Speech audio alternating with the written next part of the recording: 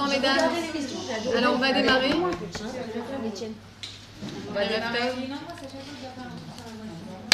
Alors pour celles qui ne me connaissent pas, enfin je crois qu'on se connaît toutes, au Prachem, il y a que deux ou trois. Enchantée, Annelle Corda. Je suis créatrice en haute joaillerie, je fais des pièces uniques sur mesure. Et en dehors de ça, je suis thérapeute pour les couples, principalement, selon la Pnimiut Torah. Donc c'est un diplôme qui a été reconnu par le Misrad Achinoch au Prachem. Et en dehors de ça, j'enseigne Tarat HaMishpacha et la Chassidut. Voilà. Alors regardez, pour commencer, ce soir on va faire au Prachem tout ce qu'on va dire comme mot de Torah. Ça va être pour la Refoua Shlema Bechef Minyan Mamash de Eden Sarah Viviane Bat Esther. Amen. Elle est déjà en bonne santé. Amen. Et on va dire que ça c'est la table de Seudat Odaya. Amen. Pour dire merci à Kadash Baruch Hu qu'elle a guéri miraculeusement. Amen. Amen. Alors regardez, je vais vous montrer ce que j'ai apporté avec moi pour votre plus grand bonheur. Alors deux livres que j'ai en stock pour l'instant. Ici c'est les lois de pureté familiale en concentré, d'accord? Ça c'est bien parce que dès que vous avez une question, vous pouvez toute seule ouvrir et regarder s'il y a la réponse directement. Et vous pouvez même étudier avec le mari, l'encourager à étudier. Et ça, comme on est la paracha... Ouais, bien sûr. Au contraire, ça l'implique et il va se sentir, il va avoir la crainte de Dieu. Donc il faut qu'il se mouille, il faut qu'il rentre dans le sujet.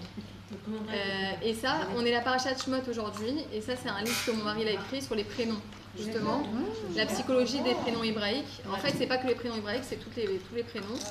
Et c'est vraiment, ça va selon la Kabbalah et la Chassidut Rabban. Donc c'est un concentré de toutes les années d'études qu'il a fait. Et en fait, vous êtes capable après d'analyser n'importe quel prénom. Et c'est important en tant que parent, je pense, de connaître un peu le caractère des enfants. On dit justement, le rabbi, là, tout à l'heure je disais une sira du rabbi où il explique que Shemot, quand quelqu'un il est évanoui, cette paracha c'est Shemot, d'accord? Les prénoms, d'accord? Et les Shemot Béné Israël, voici les noms du peuple juif. Et le rabbi explique que quand une personne, par exemple, elle est évanouie, alors qu'est-ce qu'on fait? On lui souffle son prénom à l'oreille. D'accord? Une des manières de la réveiller, une des ségoulottes, on dit, pardon, merci, c'est de lui souffler à l'oreille son prénom et la personne, elle revient à elle-même. Ouais. Non, en entier, c'est encore mieux, mais même son prénom courant, on va dire, alors elle revient à elle-même. Ou même une personne qui est occupée à autre chose, elle est vraiment concentrée dans quelque chose, elle n'entend même pas ce qu'on lui dit. On va lui dire, on va lui dire, je sais pas moi, Déborah, je te parle. Tout de suite, elle va venir, elle va tourner la tête, elle va être... Maman.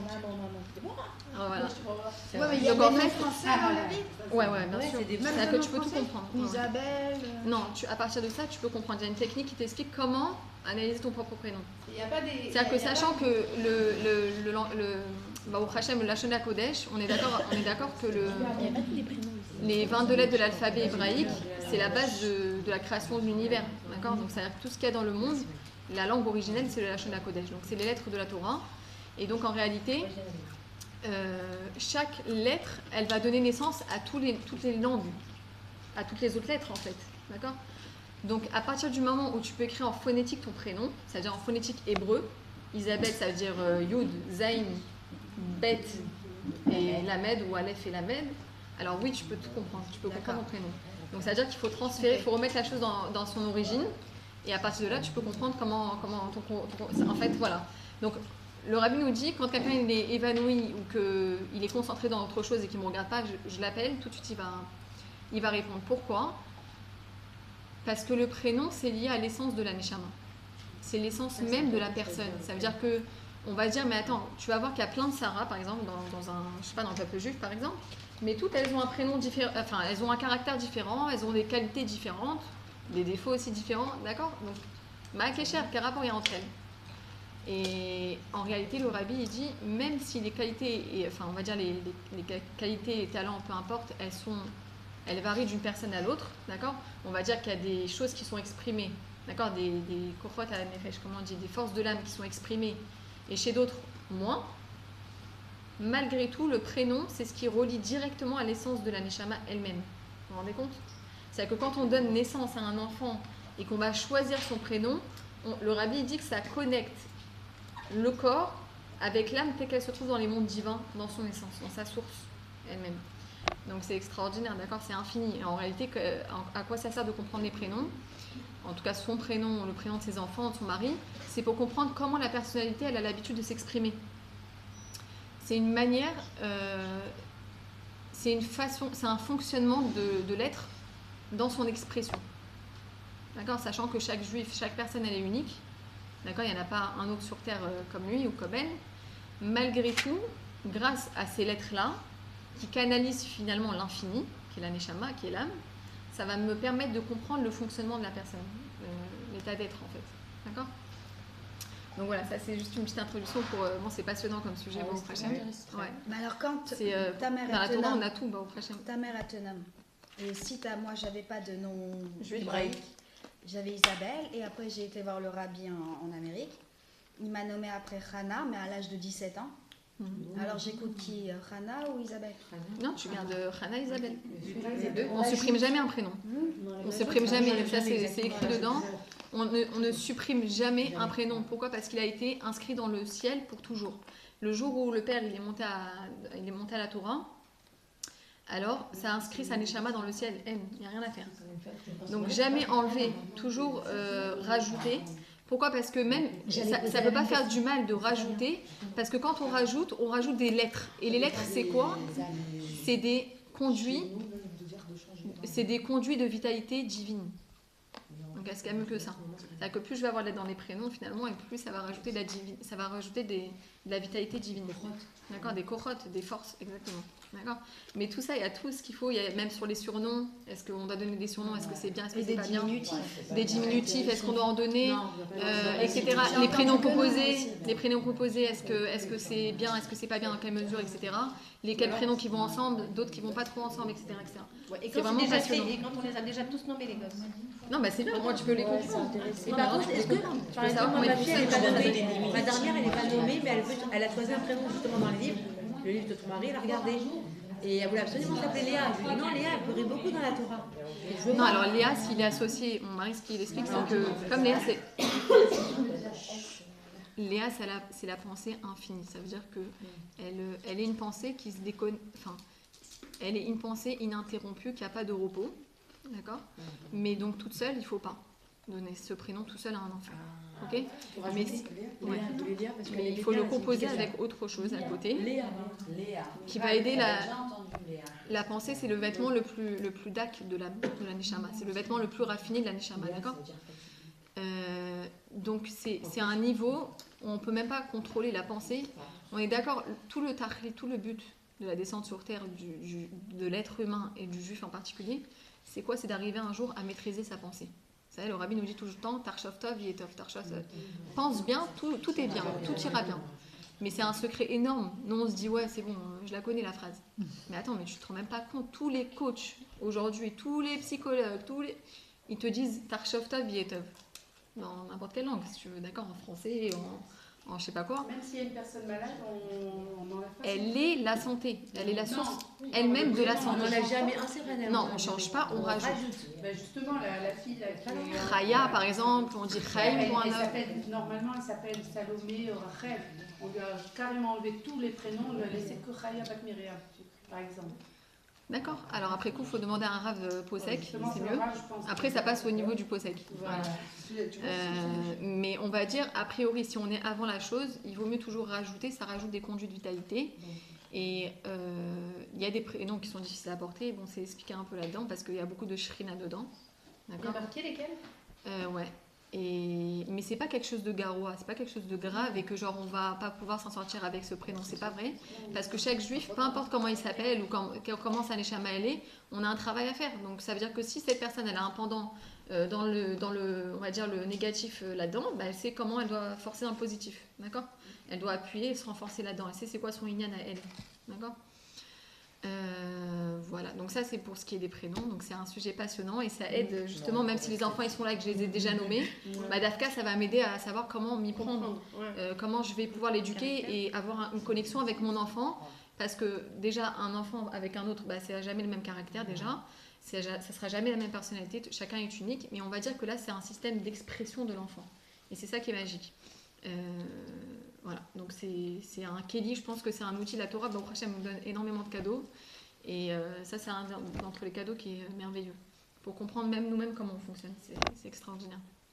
Voilà. Alors, ce soir, on va parler, au Hachem, de la pureté familiale. Avant, on va faire un petit peu d'introduction sur le couple.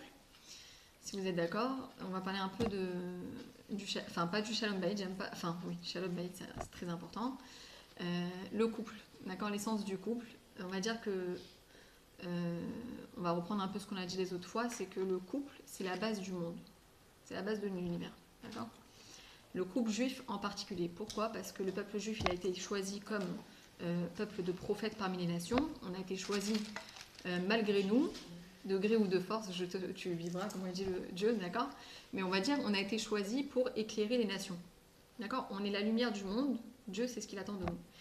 Et on a expliqué qu'une Neshama, quand elle vient au monde, d'accord, un enfant, un petit bébé, on lui dit à la maman ou au papa que vous le grandissez dans la Torah, Choupa ou Masim Tovim. D'accord ? Il vient sortir du monde, tu lui dis que tu l'emmènes à la Choupa. D'accord ? Donc ça explique bien que finalement le tahlit, le but essentiel de la vie d'un être, c'est d'arriver sous la Choupa. Pourquoi, à Kedekar, de se dire attends, on ne doit pas faire une obsession de ça, on ne doit pas faire un focus que sur ça, d'accord ? Il y a des gens qui attendent longtemps de se marier. Non, ça ne doit pas être une obsession, tout doit être dans la mesure, justement. Mais, donc je ne dois pas attendre de l'autre de remplir mes manques, d'aucune manière, d'accord ? Si j'attends que l'autre, il va venir enfin apaiser le mal-être intérieur que je ressens, alors là, c'est aller dans le mur, mais c'est pas grave, ça peut être une excuse pour se marier, d'accord ? Dieu l'utilise, peu importe la colle qu'il utilise, mais ça peut être une entrée en matière comme une autre, d'accord ? Mais ça ne doit pas rester la cause du mariage. On voit bien que si un célibataire, avant de se marier, il n'avait aucun problème, il était aimé par ses amis, ses copines, ses copains pour un garçon, quand il se marie, il voit que non seulement son mal-être, on va dire s'il en avait un ou s'il n'en avait pas, tant mieux, mais on va dire que les défis ou les épreuves, on va choisir, en tout cas on choisit à chaque instant, les défis, ils vont s'amplifier. Ok ? Vous remarquez ça ? J'ai rien compris. Les défis, c'est-à-dire que quand on va se marier, souvent, ça arrive qu'on voit apparaître pas des épreuves, mais des défis à surmonter, quoi. On voit des problèmes apparaître dans le couple. Parce qu'on s'est marié ? Non, si on les avait C'est le avant. mariage qui a dévoilé ça. C'est nouveau marié, D'accord. c'est nouveau marié. Non, alors voilà, il y a deux choses. Si, imaginons une personne a été très mal dans sa peau. On va prendre le pire des cas. Ok. Baou Hachem, elle se marie. Est-ce que ses problèmes, son mal-être, il va s'arranger pour autant ? Non. Dans un premier temps, oui, parce que elle a retrouvé sa moitié de la Neshama. Donc, elle se sent parfaite. Donc, on est une shlemut, on est entier, on est enfin soi-même. Mais d'un autre côté, ça va pas tout résoudre. Pourquoi ? Parce qu'il y a une part de travail. D'accord ? Que Dieu, justement, il attend dans le mariage. Si, admettons, Baou Hachem, une personne a eu une enfance heureuse, une adolescence heureuse, d'accord ? Elle n'a pas eu forcément de problème comportemental ou peu importe, nafshi, quoi, émotionnel. En se mariant, pitom, il y a des choses. Ok, il y a des disputes, il y a des marloquettes, il y a des divergences d'opinion, etc., etc. D'accord ? Et si elle avait un mal-être avant ? Si elle avait un mal-être, ça s'empire. Voilà. Ah ouais. Mais c'est pas grave, tout est bien. D'accord ? On va pas dire c'est pas bien. On n'est pas en train de dire ça. Alors, on va essayer de comprendre pourquoi, comment ça se fait que pitom, les choses, elles arrivent. D'accord ?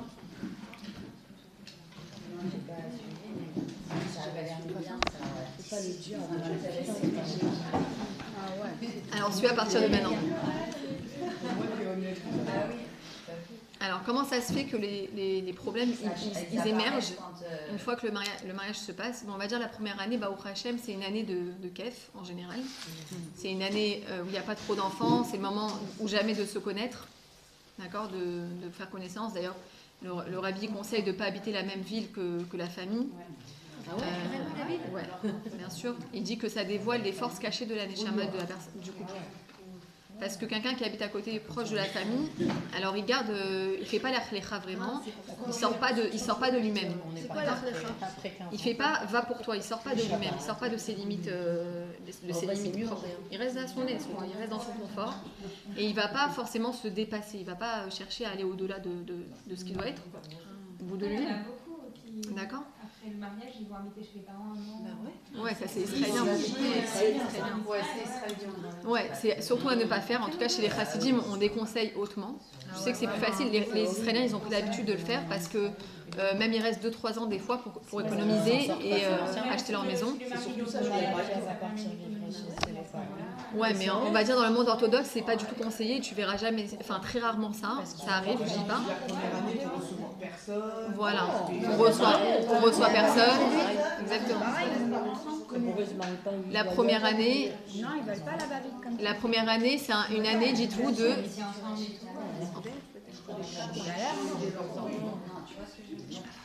Je vous attends les filles.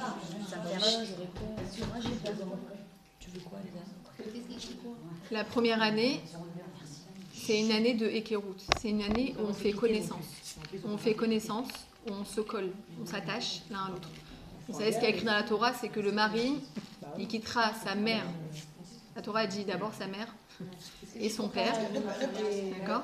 Et il se collera à sa femme et il fera qu'une seule chair, d'accord. L'homme, il quittera sa mère et son père et il ira chez sa femme et il fera qu'une seule chair, d'accord. Il fera un. Donc il y a une importance énorme, en tout cas dans le monde orthodoxe, grâce à Dieu, on est très bien préparé. Je pense mieux que dans le reste.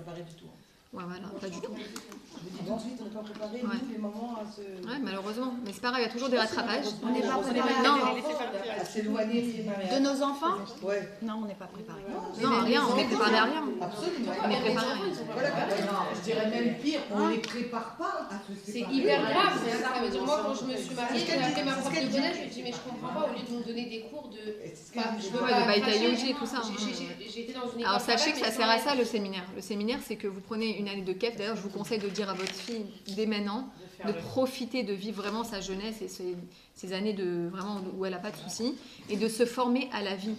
C'est-à-dire que dans un séminaire, on vous apprend Baïta Yehudi, c'est quoi une maison juive, c'est quoi ce qui est important, ce qui est tafel, ce qui est superficiel. C'est comment choisir un bon mari, comment se connaître soi-même, comment élever sa vie, comment s'élever elle-même à travers le mariage. Qu'est-ce qui est important de transmettre aux enfants? Qu'est-ce qui est émettre, qu'est-ce qui est shaker? Qu'est-ce qui est de la vérité, qu'est-ce qui est du mensonge? Qu'est-ce qui est bien, qu'est-ce qui est mal? Etc. etc. On parle même... Hein? Non, alors voilà, justement, c'est ce que j'allais vous dire, Baruch Hashem. Alors sachez... Non, d'ailleurs, elles sont pas au courant. Baruch Hashem, sachez que... Comme on se rend... Baruch Hashem, moi je fais des thérapies de couple, et bon, je prends particulièrement la femme, on va dire. Mon mari prend souvent les hommes. Mais on va dire que comme on se rend compte qu'il y a une grosse lacune et un gros besoin, surtout pour les gens qui ont fait la Alia, il y a une grosse perturbation, on va dire, même au niveau parnassa, ça fragilise encore plus la structure, d'accord. Alors, Baruch Hashem, sachez qu'on ouvre un séminaire pour les adultes. C'est pas vrai. C'est classé. Bezrat Hashem, donc... Alors, dans 1 mois et demi, si Dieu veut, préparez-vous. On ouvre un séminaire pour les couples et c'est en couple.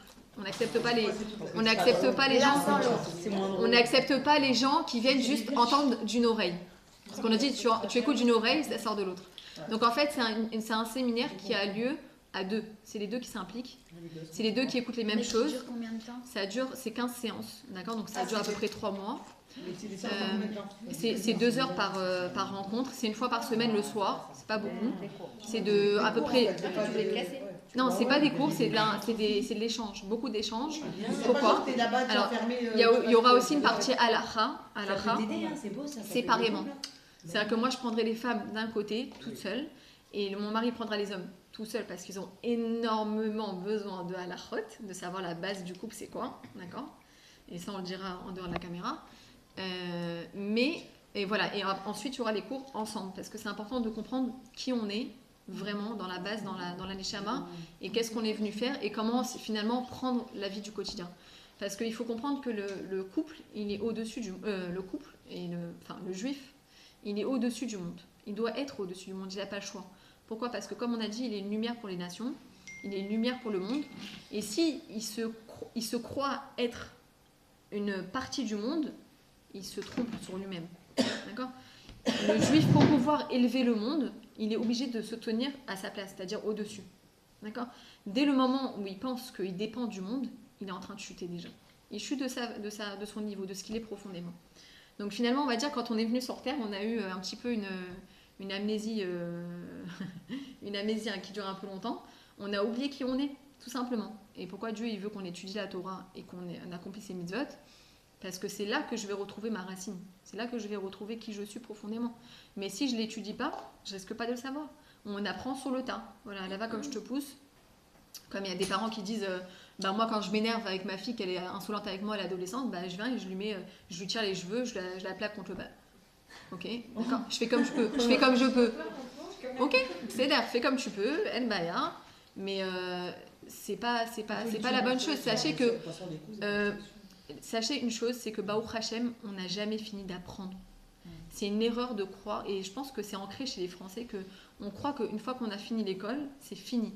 Sachez qu'en Israël, vous voyez des gens, Baruch Hashem, elles ont 90 ans, elles viennent dans des stages, et elles continuent, elles apprennent, et elles sont fortes. Incroyable, de tout âge. Ils viennent, ils apprennent des tonnes de trucs, des tonnes de métiers, plein de choses. Ça me plaît, je vais continuer. Même dire là, ils travaillent jusqu'à je sais pas quelle heure. Donc c'est une dynamique comme ça de savoir qu'on doit être en enrichissement perpétuel. C'est hyper important. C'est ce qu'on a dit l'autre fois, on doit évoluer. Et si on veut évoluer dans le couple, on n'a pas le choix que de se pencher sur la question. Même à la saute.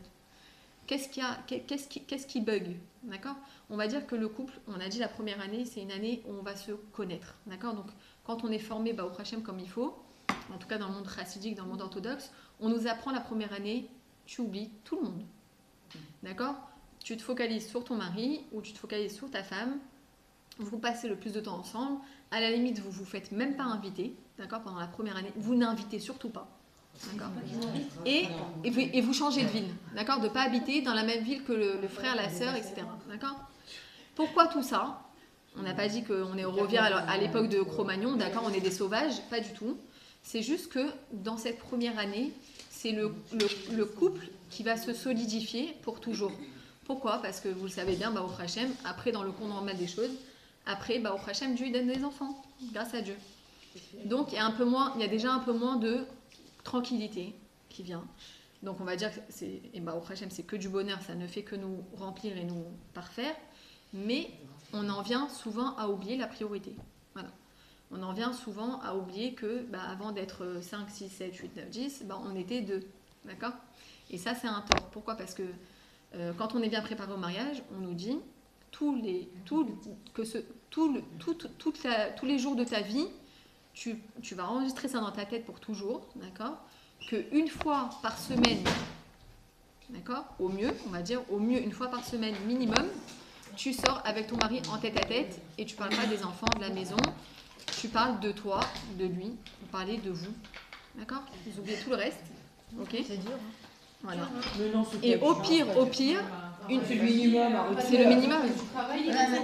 Minimum, Pourquoi tu vas parler de tout? Alors,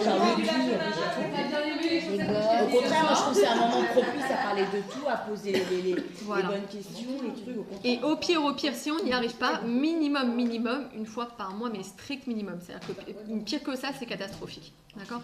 Donc il faut se donner rendez-vous. Je sais pas, par exemple, vous allez au travail, vous ratez le travail? Vous ratez le travail? Non. Pourquoi? Parce que si j'ai pas de travail, j'ai pas de quoi manger. Voilà, d'accord. Et là, si vous ratez ce rendez-vous, qu'est-ce qui se passe? J'ai pas de quoi me nourrir dans ma échelle. C'est pareil. C'est aussi vital l'un que l'autre. D'accord? C'est-à-dire qu'il faut se rappeler, tout le monde, vous vous rappelez l'autre fois, on a dit, on a fait un exercice avec des filles, si c'était là, mais je crois que vous étiez pas toutes là. C'est quoi? Posez-vous 5 minutes et dites-vous, c'est quoi ma priorité dans ma vie? D'accord? Est-ce que c'est le mari? Est-ce que c'est le travail? Est-ce que c'est mes enfants? Est-ce que c'est ma famille? Est-ce que c'est, je sais pas moi, Je te rappelle qu'il y a autre chose? un cours, elle avait dit le mari c'est une pièce rapportée. Ouais. Ça c'est important. Ça, c'est très grave. Vraiment Alors regardez. Vraiment, moi aussi. Alors, une fois que vous avez répondu à cet exercice, une fois que vous avez répondu à ça, d'accord? Non, pas une pièce rapportée. Une fois que vous avez répondu à ça, qu'est-ce que c'est ma priorité dans ma vie? Alors, vous vous posez la question, comment est-ce que je vis dans mon couple? Comment est-ce que je vis mon couple? Est-ce que je le vis au top? C'est-à-dire, est-ce que je l'optimise à chaque instant? Parce que je peux très bien m'entendre avec le mari, tout va bien, les enfants ça va, tout ça va. Mais est-ce que j'approfondis ma relation au mari? C'est-à-dire, est-ce que j'apprends à mieux le connaître? Est-ce que lui, il apprend à mieux le connaître? Est-ce qu'on travaille sur le moment avec les années, on se connaît quand même. Non, on se connaîtra jamais assez. Pourquoi? Parce qu'on est infini. On est infini, mamache. Vraiment. Donc il y a toujours des choses que... La cible change aussi. Oui, mais justement, il ne faut pas attendre les défis. C'est ça le truc. Tout le Inyan, c'est quoi? Pourquoi Dieu il apporte des défis ou des épreuves, comme les autres ils vont les appeler? D'accord? Moi j'appelle ça des défis. Le Rabbi dit c'est des défis. Les défis sont là pourquoi? Pour qu'on les surmonte. D'accord? Pour qu'on passe d'une étape à une autre. Pour s'élever. Qu'est-ce qui se passe dans la chose naturelle? On va dire qu'il va y avoir des problèmes, des soucis. D'accord? Pourquoi ils sont là ces problèmes? Concrètement, c'est pour que j'apprenne à découvrir des choses qui sont ancrées en moi et que je ne savais pas de moi célibataire. Ça veut dire, avant par exemple, je ne savais pas, on va dire après le mariage, le couple il commence à avoir un problème de, je ne sais pas moi, on va dire de parnassa. On va dire c'est le truc qui touche vraiment, on se sent vraiment touché et tout ça, malheureusement. Qu'est-ce que j'ai à comprendre de ça? Est-ce que je dois comprendre, ok, on n'a pas la bracha, mon mari c'est un incapable, bref, est-ce que je dois me faire un bad trip, on va dire, de ça? Ou au contraire, j'ai quelque chose à découvrir là-dedans. Qu'est-ce que j'ai à découvrir déjà? Ok, peut-être je suis pas assez confiante en Dieu, tout simplement. J'ai pas assez bitachon. La confiance absolue, vous savez, il y a la émouna et le bitachon. La émouna, c'est ce qu'on a tous implanté dans notre neshama de façon cachée ou dévoilée si on le travaille. D'accord? C'est la croyance. On a tous ça en nous. Et la Chassidoute a dit, rien ne pourra empêcher cette croyance-là. On a tous cette confiance en Dieu. Maintenant, au-dessus de ça, il y a le bitachon. Bitachon, c'est quoi? C'est je suis certaine. Je sais. Non, je sais que Dieu il me donne et je suis certaine qu'il me donne. Et qu'est-ce que ça fait cette force-là? Ça oblige Dieu à me donner. C'est pas incroyable? D'accord? Et un petit truc que je peux vous donner comme ça, un petit tip pour vous entraîner, c'est de se dire, ok, si maintenant j'ai un moment... Mais qu'est-ce que ça dévoile ça, ce défi-là? Qu'est-ce que ça dévoile ce problème qui émerge petit homme dans le couple? Ça me prouve que quelque part en moi, dans mon neshama, j'avais un manque sur le bitachon bachem. J'ai un manque dans le bitachon bachem. Donc j'ai des inquiétudes qui sont avoda zara. C'est quoi avoda zara? C'est pas les idoles et on se plie dessus, pas du tout. C'est un service qui est autre que le service de Dieu. C'est un service qui est zara. Zara, c'est zar. C'est qui quoi, est zara? étranger. Étranger à quoi? Au service de Dieu. D'accord? Donc, ma vodazara, qu'est-ce que ça peut être à l'heure qu'il est? Ça peut être mes peurs, mes craintes, mes inquiétudes, mes fausses croyances, tout ça c'est de la vodazara. D'accord? Donc en réalité, grâce à ce défi-là qui émerge, je comprends que je dois travailler sur mon bitachon bachem. D'accord? J'ai du boulot dessus. Mais encore mieux, d'accord? Déjà, un petit tip pour vous donner. Est-ce que jusqu'à maintenant j'ai mangé? Oui. Est-ce que j'ai eu un toit sur la tête? Baruch Hashem, dans la plupart des cas, grâce à Dieu, merci mon Dieu. Est-ce que j'ai toujours eu de quoi faire payer ma facture? Dans le rêve des cas, Baruch Hashem, on va dire, c'est pas trop catastrophique, etc., etc. Se dire ça au moment où on a peur, d'accord? On a une inquiétude. Alors, si tout a été bien jusqu'à aujourd'hui, Dieu il a réglé la facture de ça. Ok, alors pourquoi il n'est pas capable de faire encore? C'est-à-dire, alors je m'en remets à lui, je me débarrasse, tiens, prends mon problème, je te le sers, bevakasha, d'accord? Donc ça c'est une première chose. Maintenant, pourquoi attendre d'avoir des choses qui émergent plutôt que de travailler en amont? D'accord? Dans chaque chose dans la vie, par exemple le business, quelqu'un qui veut travailler, qui veut réussir dans son affaire, qu'est-ce qu'il va faire? Il va anticiper. Pas shoot? Tu vas anticiper la demande. Tu vas pas faire un produit ou un vêtement, je sais pas moi, une robe, que c'est pas la mode. Non? Qu'est-ce que tu vas faire? Tu vas te renseigner sur ce qu'est quoi les derniers trucs, le Ben Adam, qu'est-ce qu'il va faire? Il va essayer d'anticiper sur la mode à venir. C'est lui-même qui va être à l'origine de la mode à venir. Et ça, c'est des gens qui vont toujours accumuler de plus en plus de hatzlacha. Pourquoi? Parce qu'il anticipe, d'accord? De voir loin. Mais là, c'est pareil. Au lieu d'attendre que j'ai un défi qui vient dans ma vie, qu'est-ce qu'il me reste à faire? Anticiper. Et c'est quoi pour le juif anticiper? C'est de renforcer tout le temps sa neshama. Pourquoi? Parce que s'il ne vit que comme un corps, excusez-moi, qu'il n'y a aucune différence avec les Umot HaOlam et entre le Ham Israël, il y a un problème. Si je vis comme quelqu'un de normal, ça veut dire de manger, de boire et dormir et de se réveiller, de travailler et c'est tout, je vis comme un zombie. Je vis comme un zombie, je suis à moitié mort. D'accord? Je mets de côté une part de ma neshama, toute ma neshama qui est une part de mon être, et je ne sais même pas qui je suis au final. C'est-à-dire la vie elle peut passer, mais on s'en rend même pas compte. Parce qu'on se dit, mais attends, je dois travailler, oh là là, la parnasse, attention l'éducation, attention machin. Non. Et il y a toujours quelque chose qui viendra, ne vous inquiétez pas, il y aura toujours des excuses. D'accord? Il ne faut pas s'occuper de soi-même. Mais en réalité, on voit que si on se concentre sur le ikar, sur l'essentiel, c'est-à-dire la neshama, elle est là pour renforcer le corps, justement. Elle est là pour se renforcer et se dévoiler dans ce monde. À travers quoi? À travers mon corps. Comment? Tout simplement, si j'étudie pas, je peux pas me réveiller. C'est pas possible. Si j'ai pas d'études qui rentrent dans mon cerveau, on a dit tout à l'heure, c'est quoi la chose l'arme la plus secrète et la plus élevée? C'est la pensée. Quelqu'un qui pense positif, il va attirer à lui toujours des bonnes choses. D'accord? Quelqu'un qui pense autrement, Hachem Yazor, d'accord? Donc tout est pareil. Ça veut dire que finalement, on est en train de créer notre propre vie. D'accord?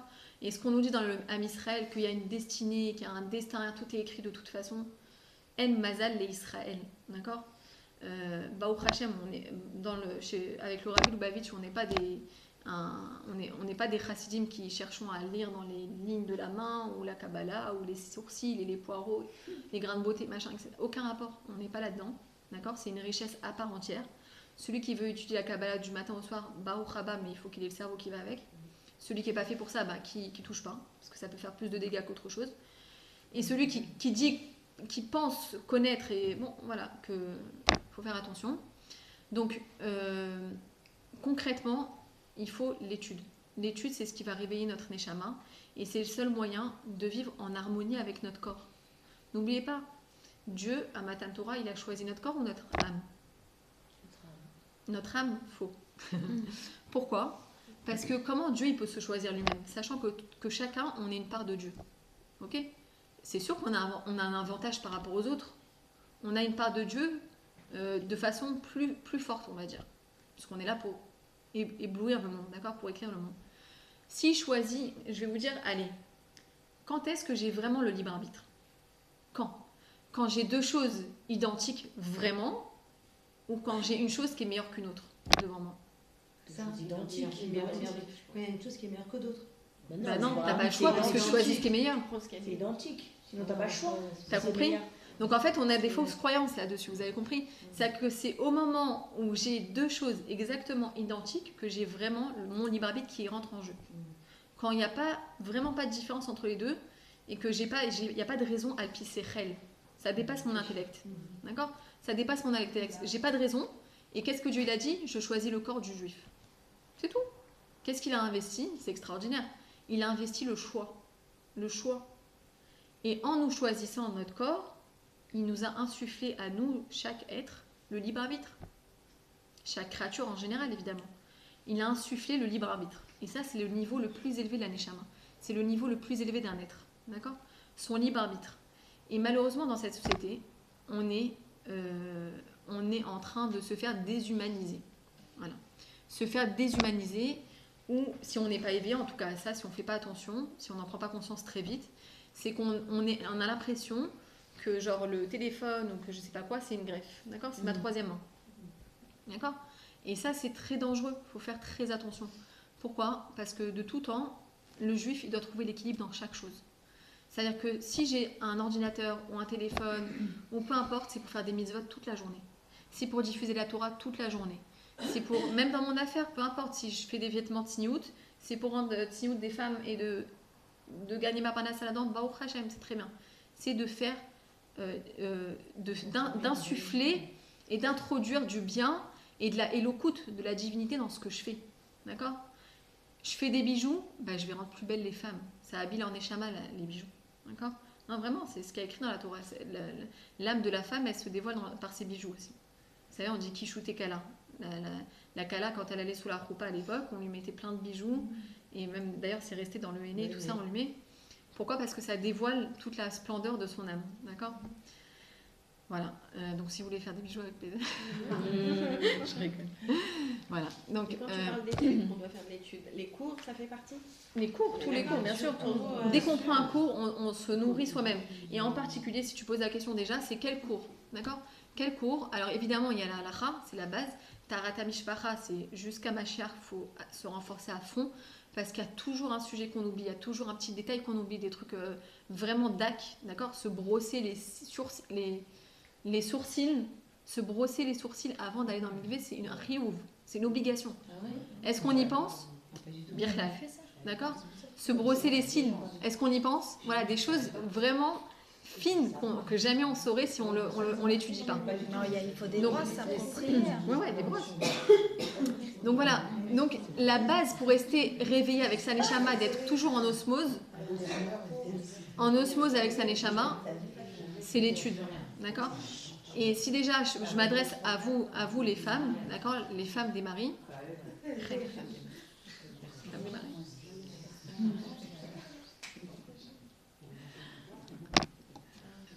Si déjà vous avez un mari, Baruch Hashem, alors il faut absolument l'aider à se réveiller, d'accord, à ne pas s'endormir, à ne pas faire une vie de mort-vivant, d'accord, parce qu'il est venu ici pour étudier la Torah et il s'est marié avec vous pour que vous l'aidiez à étudier la Torah et que vous l'aidiez à faire les mitzvot, d'accord, parce qu'une femme elle n'a pas besoin de revenir en Gilgoul.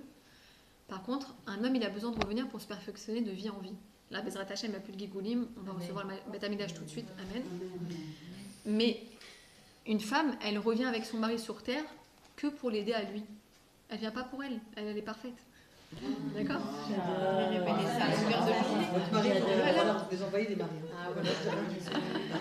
Non, il n'y a pas besoin de leur dire. Il y a besoin que, c'est-à-dire une femme, si elle pense qu'elle n'est pas parfaite et qu'elle se critique elle-même, dans le couple justement, ça va ressortir chez son mari. Vous avez compris? Ça c'est hyper important. Je suis comme ça, je suis comme ça. Dans la thérapie, ça c'est la base de la thérapie. Dans un miroir, il faut dire qu'on est belle, c'est vrai. Regardez dans le miroir. C'est prétentieux. Vous entendez déjà? Une femme, sachez que il y a deux sortes de problèmes dans le couple. D'accord? Là, je vous donne un petit peu des trucs de la thérapie. Il y a deux types de problèmes dans un couple. D'accord? Un, on a dit, c'est les problèmes ishim, personnels, des traumatismes, un gros sac, on va dire, ok, personnel, que j'amène avec moi dans le mariage. Deux, il y a l'élévation. Le couple, il est né, il est là pour l'élévation aussi, surtout. D'accord? Le rove, on va dire, des problèmes, la majorité des problèmes dans le couple, qui se dévoilent dans le couple, ou c'est parce que je ne me suis pas concentrée sur l'élévation, c'est-à-dire approfondir la relation, avancer ensemble et se connaître de plus en plus et de mieux en mieux, et on ne se connaîtra jamais assez parce qu'on est infini chacun véritablement. Il y a des choses de moi que je ne connais toujours pas, et des choses de lui que je ne connaîtrai toujours pas. On a beau échanger, on découvrira toujours autant. D'accord? On a une richesse infinie. Chaque être humain il a une richesse infinie. Mais comment il faut faire pour se connaître et de plus en plus? Justement, prendre rendez-vous. Prendre rendez-vous, mamache, et faire des choses ensemble. Se dire, tu sais quoi, là, qu'est-ce que tu aimerais faire et vraiment passer des moments ensemble riches. Même dans l'intensité, c'est-à-dire, des fois, tu vas me dire, allez, j'ai que 2 heures avec mon mari. Ok, profitez de faire quelque chose qui vous plaît, qui vous dirait, je sais pas, moi, allez faire un manège si ça vous plaît. Vraiment, genre, faites-vous un truc. Allez danser sur la plage, qu'est-ce qu'il y a? Une balade sur la plage, ça manque ici? Bon, Hachem, non. Ou même une balade à pied, faire le tour de pâté de maison. On n'est pas obligé d'aller au restaurant et de se regarder avec tous les gens qui nous regardent autour si ça nous plaît pas. Ça me chante pas. Moi, j'aime pas avoir les regards braqués, ça me dit rien. Ok, viens, on va se promener, on fait le tour de pâté de maison, on prend la babysitter, on se fait un kiff juste pour marcher ensemble. Ouais, un pique-nique, ce que tu veux, de chercher à se faire, à avoir du plaisir ensemble. D'accord? Pourquoi en général les problèmes, on va dire. Je te jure, quand j'habitais à Matisson, Alors regardez, vous vous rappelez ce qu'on a dit? On a dit il y a 2 sortes de problèmes dans le couple qui émergent. Après mariage, il y a deux types de problèmes. Il y a le problème personnel, d'accord, le sac à dos que j'amène avec moi dans le mariage, qui n'est pas obligatoire. Bon, Hachem, il y a des gens qui peuvent grandir, bon, Hachem, sain d'esprit, tout a été bien, tout a été super. Bien qu'on a toujours un travail personnel à faire. Et il y a l'élévation du couple. D'accord? Si une femme, au cours de son mariage, elle voit que son mari la dégrade, il la rabaisse, il la dénigre exactement, alors c'est qu'il y a un problème chez elle, tout simplement. Non, chez lui. Non, chez elle. S'il la dégrade, c'est lui le problème. Non, alors ça dépend. La majorité des cas. Alors attends, je vais préciser. Non, je vais préciser. Non, alors regardez, il y a plusieurs points. Ou c'est un problème chez lui et vraiment, genre, je me suis renseignée sur lui avant le mariage et j'ai fait une enquête et tout ça et on m'a caché vraiment les choses. C'était un malade mental, en vérité, que Dieu préserve. J'ai pas suivi. Ou, comme tu dis, ça vient vraiment de lui, il a vraiment un gros problème psychologique. Complexe de supériorité. Ou, en général, on va dire quand c'est pas à l'extrême comme ça, quand c'est plus ou moins, ça va. C'est des petits trucs, ça peut être des critiques, tout Un simplement, pervers d'accord? narcissique. Non, on va pas attaquer des cartes, d'accord? Ça, il y a le guet, c'est une mitzvah. Mais on va pas aller attaquer, on va dire des petits trucs, d'accord? Des petites remarques par-ci. Ah, il manque la tchakchouka sur la table, elle fait 18 salades, il manque la 19e. Ok, on va dire des petits trucs, ok? Alors, c'est que, on va dire dans le truc plus comment dire, light, d'accord? Alors, c'est que à l'intérieur de moi, j'ai un problème que je dois prouver tout le temps au monde que je suis parfaite, d'accord? Mais ça, c'est un problème. Pourquoi? Je me fatigue à prouver quelque chose que je suis déjà dans mon essence. Parce que dans mon enfance, on m'a dit, tu sais, pour plaire, il faut avoir des résultats, ou pour plaire, il faut montrer tel visage, pour plaire, il faut... Non. Je sais pas, c'est des fausses croyances. Voilà. En fait, ça dévoile quoi? Que je mets une salade verte sur la table Shabbat, comme entrée, mais c'est parfait. J'ai rien à prouver. Tu vas avoir des réflexions du mari, je comprends pas. Non, justement, ça veut dire que c'est à l'intérieur le travail que j'ai à faire, c'est interne. C'est de se dire, mais attends, pourquoi ça me fait mal ces critiques? Il y a un problème. Non, vous entendez les filles? Pourquoi ces critiques-là, elles me blessent? Ça devrait pas me blesser, c'est pas normal. Pourquoi? Parce que je suis... Non, mais c'est pas normal, peu importe l'excuse. Je suis un être parfait à part entière dans mon essence. Ok? D'accord. Donc si je fais les choses, les Shem Shamaim, c'est-à-dire que je prépare mon Shabbat pour Akadosh Baruch Hu et pour moi avoir du plaisir du Shabbat, d'accord, d'avoir le tanouk du Shabbat, vraiment, je sais pas moi, de faire plaisir. Excuse-moi, je te coupe. Si, alors attends, tu prépares Shabbat, c'est par amour pour ton mari aussi. Non. Ah bon? Non, c'est pour qui? Non, ça du coup. Kavod Shabbat. Non, c'est pour Hachem. Évidemment, Kavod Shabbat, je fais pas 40 salades tous les soirs de la semaine. Ok, tu peux faire si ça te fait plaisir, c'est ton kiff, c'est pas un problème, mais ça dépend de la tête. Avec quelle tête tu fais les choses? Ça veut dire que la base, rappelez-vous les filles, on n'est pas là pour prouver quoi que ce soit. On n'est pas dans le prouver dans le judaïsme. On est dans l'état d'être, de retrouver cet être qui est parfait en nous. D'accord, cette shlemut. Donc si, pour moi, je dois faire mes preuves, c'est qu'il y a un problème dans la croyance. C'est que je pense que je dépends de ce que je démontre à l'extérieur. Or, c'est faux. Parce qu'un juif, il n'est pas dans le superficiel, il n'est pas dans l'extérieur. Il est dans l'intériorité. Ça veut dire que tu peux faire 18 salades si ça te plaît, mais avec 2 têtes différentes. Ça veut dire quoi? Par exemple, un exemple tout simple. Je fais Shabbat, je me fatigue à faire Shabbat, etc. etc. Ok, mais pourquoi? Avec quelle tête tu le fais? Est-ce que tu fais le Shabbat et tu te tues au travail et après tu as une tronche, on a envie de te dire va te coucher, il vaut mieux pas que tu fasses qui douche parce que vraiment tu vas exploser d'une minute à l'autre, tu vois, une bombe à retardement comme ça. Vraiment, il vaut mieux aller se coucher. Il vaut mieux 10 salades que 20 salades. Non, c'est-à-dire avec quelle tête je fais la chose? Si je fais mon Shabbat en me disant je vais faire plaisir aux enfants, je vais faire plaisir au mari, je vais faire plaisir aux invités, je vais prouver que je sais cuisiner, patati et patata. Ok, alors retiens-toi de faire 20 salades, fais-en une. Tu te sentiras mieux, il y aura le même résultat de toute façon, d'accord, à part au niveau de la fatigue physique, ok, mais il y aura moins de dégâts si tu fais une salade puisque la tête elle est la même, d'accord. Mais si je me fatigue, les Shem Shamaim, c'est-à-dire que je fais parce que j'aime Hachem, parce que je veux lui faire plaisir et que je veux recevoir Shabbat comme il se doit, avec le minimum syndical d'une table de roi, et que c'est un jour où je me retrouve avec Kadosh Baruch Hu, on ressent Baruch Hashem.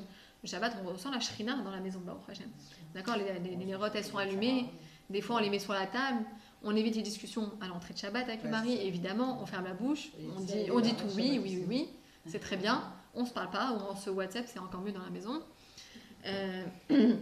Donc, si je le fais, tout ce que je fais même mon ménage, on se dit, je veux recevoir, j'allais vous dire de façon plus générale, la Géoula, que ma chère, il rentre et il dit, ça sent bon. D'accord.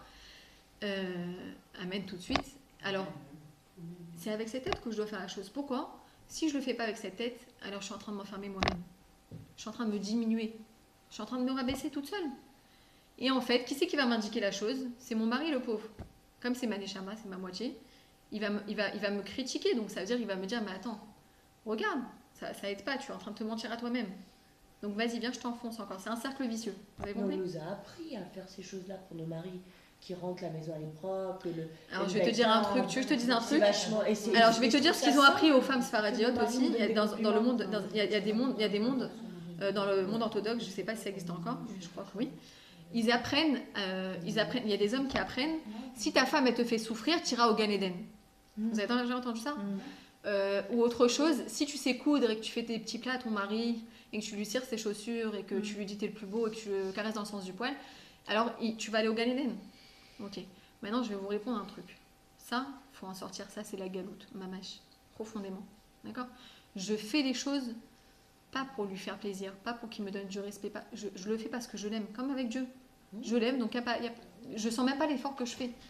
D'accord? En fait, on le fait pour mais si soi. je le fais, voilà. Mais si je le fais finalement mais si je le fais pour recevoir un retour, à l'intérieur j'attends quelque chose, alors là c'est un problème, mamache. T'as compris?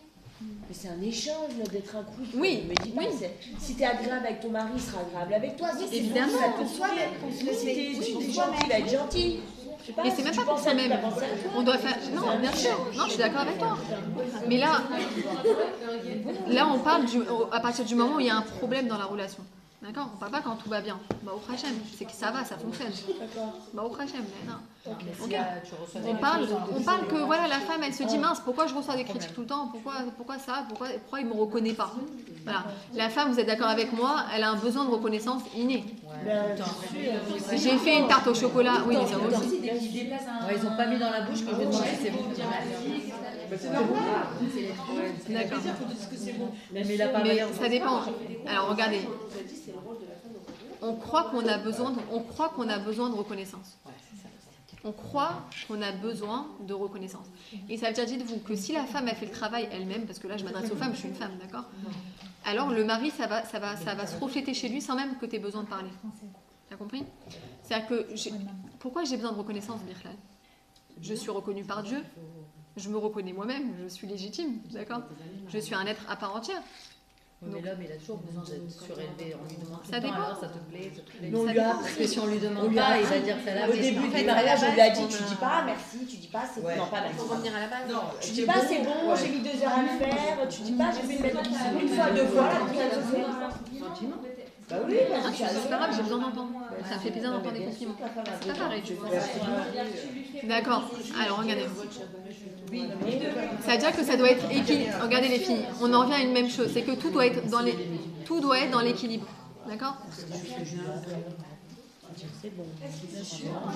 Maintenant, ça y est, ça. Au début, je ne pas de document, je sais que c'est bon, il n'y a pas. On me dit, c'est bon. Amen. Et Maria bat Rachel, très romaine.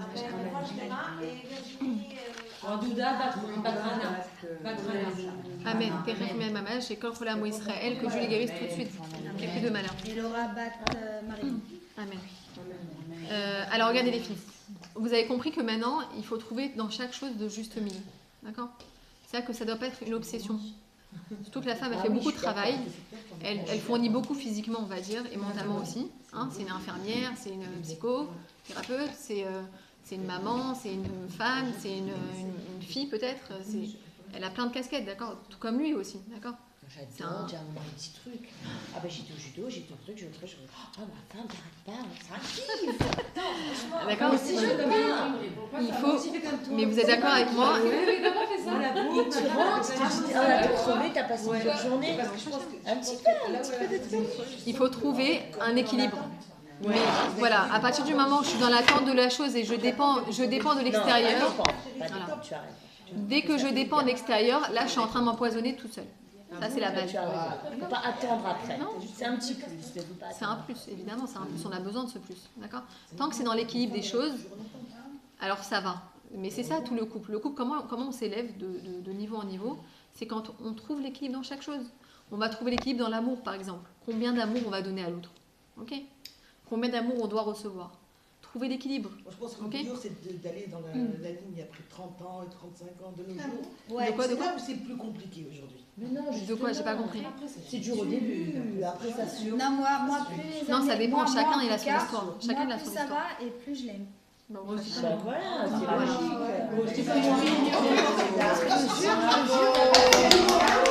Mais moi aussi, Mais c'est ça ça le but, évidemment. Vous entendez ça? Ça veut dire que ça, c'est le but du mariage. Parce que si je suis en train de dire... Mais sachez que c'est jamais trop tard pour... Je crois qu'il faut dépasser les 20 ans de mariage.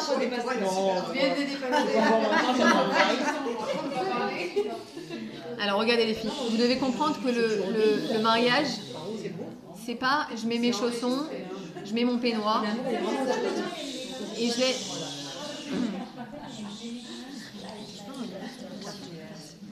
Les filles, regardez, on doit comprendre que le mariage, c'est pas une finalité. C'est pas une finalité, c'est un démarrage. C'est un démarrage. Ça veut dire que tout le temps, merci beaucoup, Dieu te remercie, que tout le temps où je travaille pas, où il n'y a pas un travail d'élévation et de devenir meilleur, de se découvrir, d'aider l'autre, d'aller vers l'autre, de le renforcer dans ce qu'il doit être profondément. Sachez qu'un homme sans une femme, il est rien. Mais une femme sans un homme, elle est rien. Et si elle croit, vous êtes là les filles? Ouais. Et si elle croit qu'elle peut se débarrasser de lui ou qu'elle est bien sans lui, elle se met le doigt dans l'œil. D'accord? Elle n'est rien sans lui. Elle n'est rien sans lui. Moi aussi, je suis d'accord. Moi aussi. Donc, si on arrive après quelques années de mariage et on se dit plus ça va et plus je le déteste, alors c'est une bonne nouvelle, au moins on s'en rend compte et on peut toujours travailler dessus, c'est jamais trop tard. Quoi? Si tu le détestes? Si Khaz Shalom, une femme a dit moi, plus les années elles passent et plus je vois que. Voilà. Qu'elle le déteste? Je peux plus me le voir, je peux plus le supporter. Alors, c'est pas grave, au moins elle s'en dérange compte. Au moins elle peut s'en rendre compte et elle peut travailler dessus. Il y a du boulot. C'est pas grave, c'est bien. C'est jamais trop tard pour bien faire le rabbi. Jamais trop tard. Regarde, Jamila, c'était pas mignon avec lui. Maintenant, si... C'est-à-dire que le but, vous savez, il y a une histoire dans la Gemara, je pense. C'est un mari et une femme. Un mari et une femme, ils ont été... La femme, elle avait mal au pied. Elle avait une blessure au pied, si je ne me trompe pas.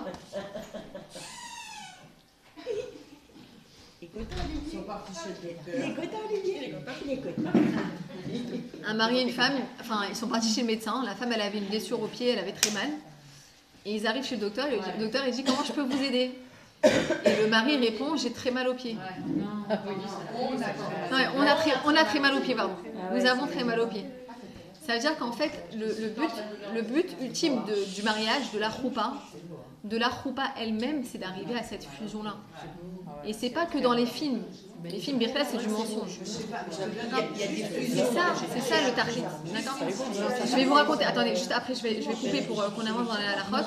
Aussi, je vais vous raconter une autre histoire que j'ai lue aujourd'hui, qui a tourné sur les groupes, je ne sais pas si vous l'avez lu. Le rabbi, il y a un rave qui recevait un couple pour le Shalom Bayit, d'accord? Il le recevait pendant 1 an et demi. Pendant 1 an et demi, il a reçu le couple, même 1 fois par semaine, des fois 2 fois par semaine, pour avoir des conseils. Et un jour, ce monsieur-là, donc ce rave qui passe devant le rabbi lui demande des nouvelles de ce couple. Il dit, qu'est-ce que vous en pensez? Et l'homme, qu'est-ce qu'il lui répond? Il lui dit, moi, je pense que c'est catastrophique, qu'il devrait tout de suite lui donner le guet. Et le rabbi, il était choqué. Enfin, je ne vais pas dire ce que le rabbi est, mais le rabbi, il a été choqué. Et il dit, excusez-moi, est-ce que la choupa, ils l'ont faite avec le nom de Dieu? Est-ce qu'il y a les noms de Dieu qui ont été dit pour les brachot, des Sheva brachot sous la choupa, quoi? Et l'homme, il dit, bien sûr, il y a une choupa normale, quoi, les noms de Dieu. Il dit, dans ce cas-là, est-ce qu'on doit briser une bracha qui a été faite avec le nom de Dieu, le Shem Havayé? Donc ça veut dire qu'il n'y a aucune excuse. Pourquoi? Parce qu'il n'y a pas d'erreur devant Dieu. D'accord? La personne avec qui je suis mariée maintenant, on va pas parler truc machin, c'est mon zivoug amiti, c'est mon zivoug me'hashamaim, et c'est avec lui que je dois m'élever. C'est avec lui que je dois devenir heureuse et épanouie. D'accord? C'est ça le but du mariage, c'est de m'épanouir, de l'épanouir. D'accord? Si je pense qu'à recevoir, je suis qu'une âme animale. Si je pense qu'à donner, je suis qu'une âme divine. D'accord? Mais c'est ça le but, c'est non, ça va pas rentrer là-dedans. C'est tout un inanime de par lui-même. Il y a des inanimes dedans.